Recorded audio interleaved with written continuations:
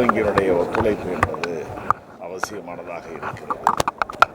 வங்கியினுடைய கிராமங்களுடைய அடிப்படை கட்டமைப்பு வசதிகளை மேம்படுத்துவது போல வங்கிகளை நவீனமாக்குவது போன்ற பல்வேறு பணிகளுக்கு நபார்டு வங்கி அவர்கள் தங்களுடைய நிதிகளை தந்திருக்கிறார்கள். ஆகவே தொடர்ந்து கூட்டுறவுத்துறை இன்றைக்கு தமிழ்நாட்டில் மாண்புமிகு முதலமைச்சர் தளபதி அவர்களுடைய இந்த நல்ல அரசில் பல்வேறு சாதனைகளை தொடர்ந்து படைத்து வருகிறது. அந்த சாதனைகளில் உடனிருந்து பயணிக்கின்ற ஒரு அங்கமாக அத்தகைய உதவக்கூடிய அந்த நல்லெண்ணம் படைத்த நபார்டு வங்கியுடைய இது என்பது கூட்டுறவுத்துறை குடும்பத்தில் ஒரு அங்கமாக எடுத்துக்கொண்டு இந்த நிகழ்ச்சியிலே கலந்து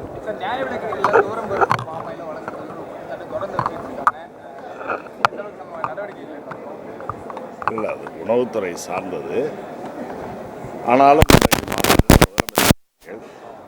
பொதுமக்களுக்கு வழங்குகின்ற அந்த துவரம்பருப்பு மற்றும் பாமாயில் பொருட்களை காலதாமதம் இல்லாமல் உரிய நேரத்தில் வழங்க வேண்டும் என்றும் வழங்குவதற்கான அத்தனை உத்தரவுகளையும் பிறப்பித்திருக்கிறார்கள்.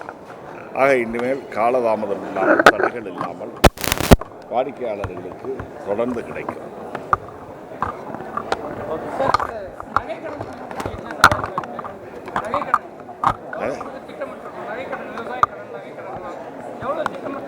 அதாவது ஒட்டுமொத்தமாக இந்த ஆண்டு மாண்புமிகு முதலமைச்சர் அவர்களுடைய அறிவுறுத்தலின்படி கூட்டுறவுத்துறையினுடைய வங்கிகளின் வரவு செலவு 1 லட்சம் கோடியை எட்டுவதாக இலக்கு நிர்ணயித்திருக்கிறார். அது மலைப்பாக தெரியலாம், ஆனால் அதை நிச்சயமாக சாதிக்க முடியும் என்ற நம்பிக்கை எனக்கு ஏற்பட்டது. கடந்த ஆண்டு கூட 60,000 கோடி சாதனையாக படைக்கப்பட்டது. ஆனால் இலக்கு 75,000 கோடி என்று நிர்ணயிக்கப்பட்டது. அதையும் கடந்து 84,000 கோடி ரூபாய் நாங்கள் சாதனையை அது படைத்திருக்கிறோம்.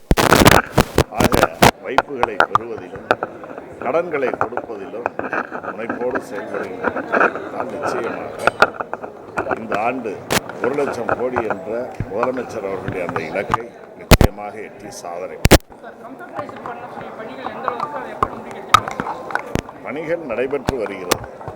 முடிந்தவுடன் ஏன்னா ஓரளவு எல்லாம் 30%, 40%, 50% அப்படி போய்கிட்டு இருக்கு. படிப்படியாக ஓரளவு செயல்பாட்டில் இருக்குது. பல வங்கிகளில் செயல்பாட்டில் இருக்குது. இன்னும் சில வங்கிகளில் அந்த பணிகள் நடைபெற்று வருகிறது. ஆக அது நிறுத்தப்படவில்லை, தொடர்ந்து நடைபெற்று வருகிறது. பாதகம் செய்பவரை கண்டால் நாம் பயங்கொள்ளலாகாது பாப்பா, மோதி மிதித்து விடு பாப்பா, அவர் முகத்தில் உமிழ்ந்து விடு பாப்பா. அண்மை செய்திகளை உடனுக்குடன் தெரிந்து கொள்ள இணைந்திருங்கள் இயம்நாடு தொலைக்காட்சியுடன்.